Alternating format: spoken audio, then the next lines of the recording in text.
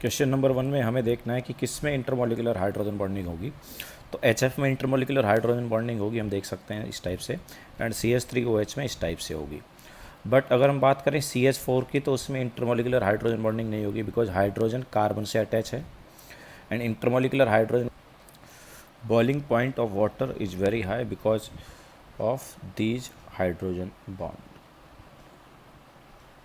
Question number 3 में हमें देखना है कि किस में हाइड्रोजन बॉन्डिंग नहीं होगी। तो C2H5O C2H5 में हाइड्रोजन बॉन्डिंग नहीं होगी, जैसा हम स्ट्रक्चर में देख सकते हैं। इसमें कोई भी हाइड्रोजन जो है ऑक्सीजन, नाइट्रोजन या फ्लोरीन से अटैच नहीं है। बट हाइड्रोजन बॉन्डिंग के लिए जो हाइड्रोजन है वो या तो ऑक्सीजन से अटैच होना चाहिए, या फ्लोरीन से, या नाइट्रोजन से। क्वेश्चन नंबर 4 में हमें बताना है कि H2O मैक्सिमम नंबर ऑफ कितने हाइड्रोजन बॉन्ड बना सकता है। तो हम यहाँ पर साफ साफ देख सकते हैं, देखो ये H2O मॉलिक्यूल जो है वो एक हाइड्रोजन बॉन्ड इस H2O मॉलिक्यूल के साथ बनाएगा, एक इसके साथ, एक इसके साथ और एक इसके साथ। इसी टाइप से हर H2O मॉलिक्यूल 4 हाइड्रोजन बॉन्ड बना सकता है। वोलेटिलिटी एंड बॉइलिंग पॉइंट को दो फैक्टर अफेक्ट करते हैं। एक फैक्टर है हाइड्रोजन बॉन्डिंग, हाइड्रोजन बॉन्डिंग कम होता है तो बॉइलिंग पॉइंट कम होता है एंड वोलेटिलिटी बढ़ता है। दूसरा फैक्टर है मोलार मास। तो मोलार मास जो है वो अगर बढ़ेगा तो बॉइलिंग पॉइंट बढ़ेगा एंड वोलेटिलिटी कम होगा। सो इन दोनों फैक्टर को यूज़ करते हुए हम बॉइलिंग पॉइंट का ऑर्डर यहाँ पर देख सकते हैं। HCl is greater than HBr is greater than HI।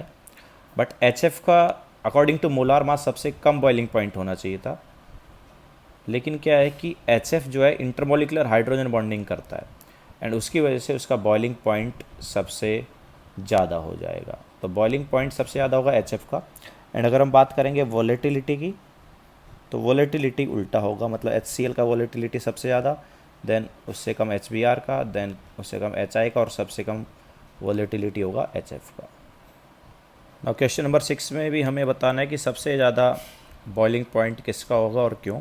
तो जैसा हमने अभी लास्ट क्वेश्चन में बताया है कि बॉइलिंग पॉइंट जो है वो मोलार मास पे भी डिपेंड कर रहा है एंड हाइड्रोजन बॉन्डिंग पर भी। मोलार मास बढ़ता है तो हाइड्रोजन तो भी बॉइलिंग पॉइंट बढ़ता है, एंड इंटरमॉलिक्यूलर हाइड्रोजन बॉन्डिंग कम होती है तो बॉइलिंग पॉइंट कम होता है। हम ऐसे बोल सकते हैं इंटरमॉलिक्यूलर हाइड्रोजन बॉन्डिंग बढ़ती है तो बॉइलिंग पॉइंट बढ़ता है। नाउ यहाँ पर अगर हम देखेंगे तो बॉइलिंग पॉइंट का जो ऑर्डर है वो कुछ इस टाइप से रहेगा।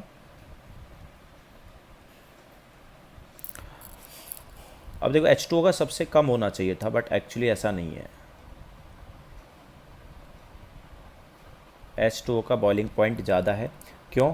Because of hydrogen bonding. Molar mass के हिसाब से अगर हम देखेंगे तो H2O का बॉइलिंग पॉइंट सबसे कम होना चाहिए था, ठीक है, but according to hydrogen bonding इसका बॉइलिंग पॉइंट सबसे ज़्यादा है।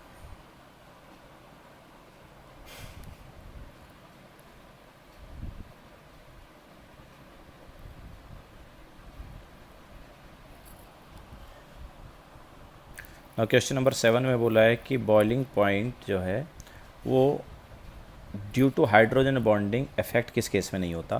तो आंसर होगा HCl। क्यों? बिकॉज इसके केस में कोई हाइड्रोजन बॉन्डिंग नहीं होगी।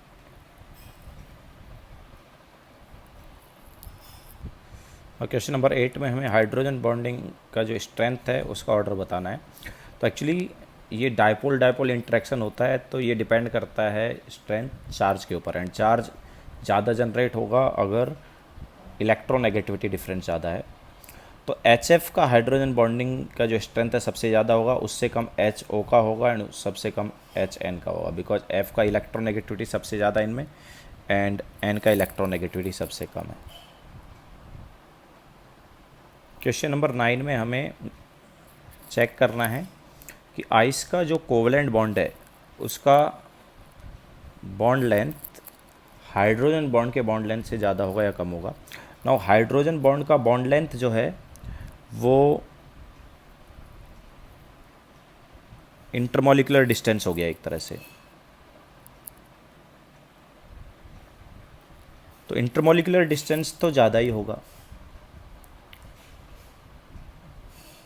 इसलिए bond length of covalent bond जो है वो कम रहेगा एंड हाइड्रोजन बॉन्ड जो है वो ज़्यादा रहेगा। क्वेश्चन नंबर 10 में हमें उन्होंने बोला है कि H2O का बॉइलिंग पॉइंट सबसे ज़्यादा होता है एंड CH3 और CH3 का सबसे कम होता है। तो उसका रीज़न क्या है? तो एक्चुअली CH3 और CH3 में हाइड्रोजन जो है ऑक्सीजन से अटैच है ही नहीं, तो इसके केस में कोई हाइड्रोजन बॉन्डिंग नहीं होगी। तो यहाँ पर कोई हाइड्रोजन बॉन्डिंग नहीं है। बट जब हम बात करते हैं H2O और CH3OH की, तो H2O में 2 OH बॉन्ड आएंगे और यहाँ पर एक ही OH बॉन्ड आएगा। तो इस केस में जो हाइड्रोजन बॉन्ड का जो स्ट्रेंथ है वो ग्रेटर होगा इससे, ठीक है। तो ऑब्वियसली हमारे पास ऐसा होगा।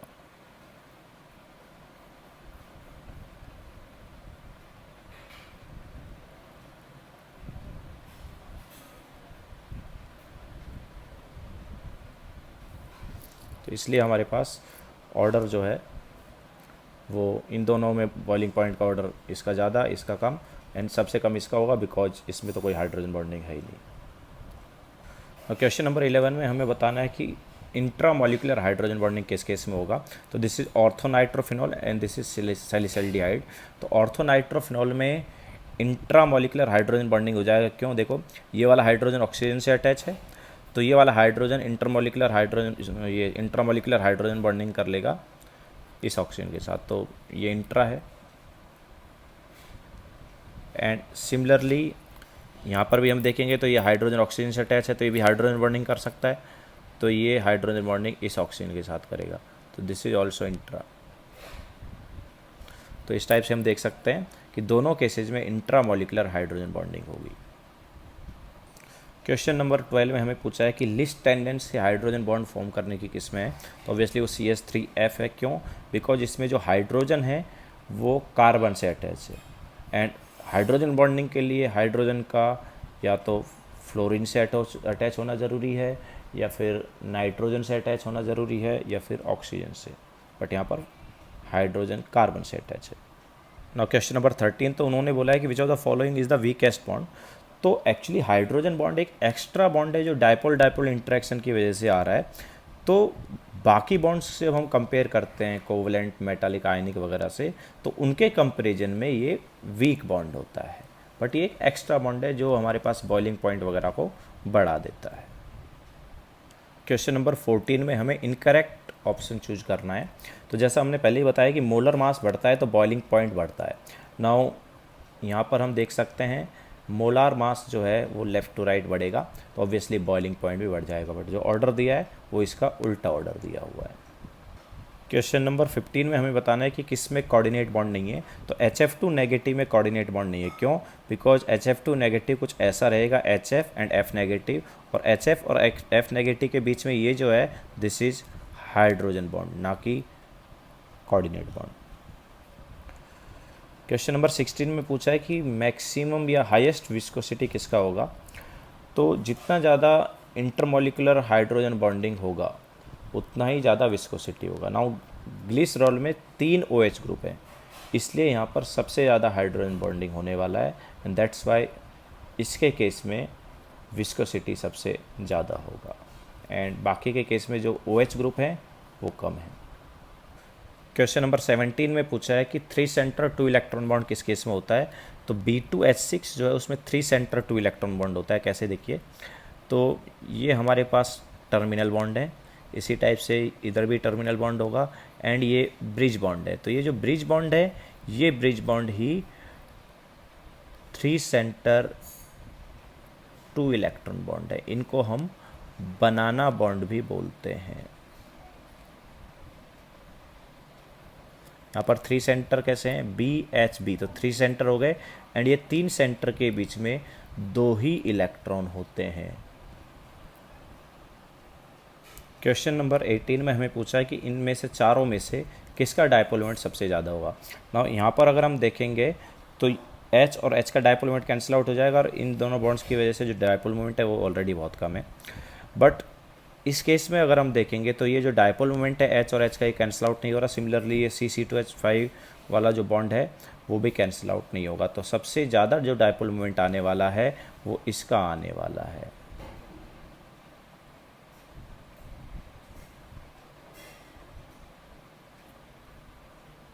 क्वेश्चन नंबर 19 में हमें रॉन्ग ऑप्शन चूज करना है।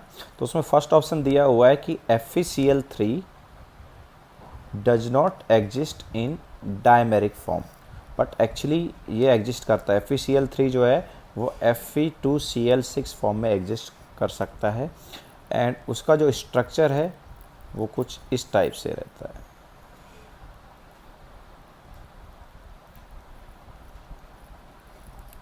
तो Fe2Cl6 एग्जिस्ट कर सकता है।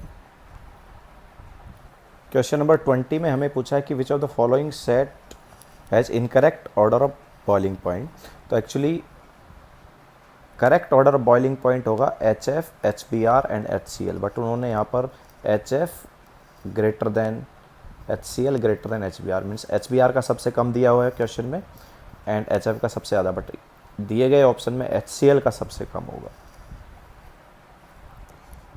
क्वेश्चन नंबर 21 में हमें पूछा है कि किस में अनपेड इलेक्ट्रॉन होंगे। हम बोल सकते हैं कौन पैरामैग्नेटिक है।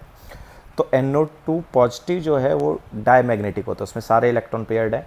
BaO2 में अगर हम देखेंगे तो इसमें Ba2 positive and O2 2 negative है। तो Ba2 positive is Nobel gas configuration, that's why it is diamagnetic. O2 2 negative जो है पेरोक्साइड वाला आयन हो गया। इसका जब हम MOT बनाते हैं तो इसमें भी सारे इलेक्ट्रॉन पेयर्ड आते हैं, तो इट इज ऑल्सो डायमैग्नेटिक। यहाँ पर भी O2 2 नेगेटिव है तो डायमैग्नेटिक होगा। Al3 positive again noble gas configuration तो diamagnetic. K positive noble gas configuration diamagnetic, but O2 negative की जब हम बात करते हैं तो O2 नेगेटिव में एक अनपेड इलेक्ट्रॉन आता है using MOT, that's why it is para.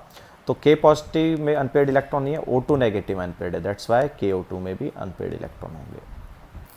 Question number 22 में हमें परसेंटेज आयनिक करेक्टर निकालना है। तो इस फॉर्मूले से हम निकाल सकते हैं, एंड हमें यहाँ पर इलेक्ट्रोनेगेटिविटी डिफरेंस 2 दिया हुआ है, तो 2 सब्स्टिट्यूट करेंगे एंड 16 इंटू 2 प्लस 3.5 इंटू 2 का square, so this is 32 and this is 4 into 3.5, so yes it is 14, सो हमारे पास ये 46 आ जाएगा।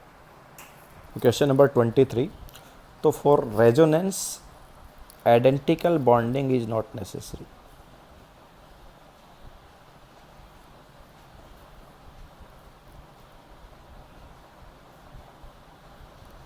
बिकॉज वहाँ पर जो पाई बॉन्ड है उनका रीअरेंजमेंट होगा या पाई इलेक्ट्रॉन्स का रीअरेंजमेंट होगा, तो बॉन्डिंग जो है वो आइडेंटिकल हो ऐसा ज़रूरी नहीं है। क्वेश्चन नंबर 24 में हमें देखना है कि पैरामैग्नेटिक कौन है।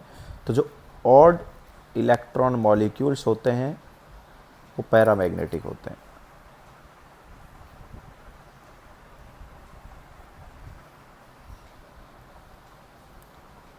एंड इस हिसाब से अगर हम देखें तो आंसर ClO2 आएगा।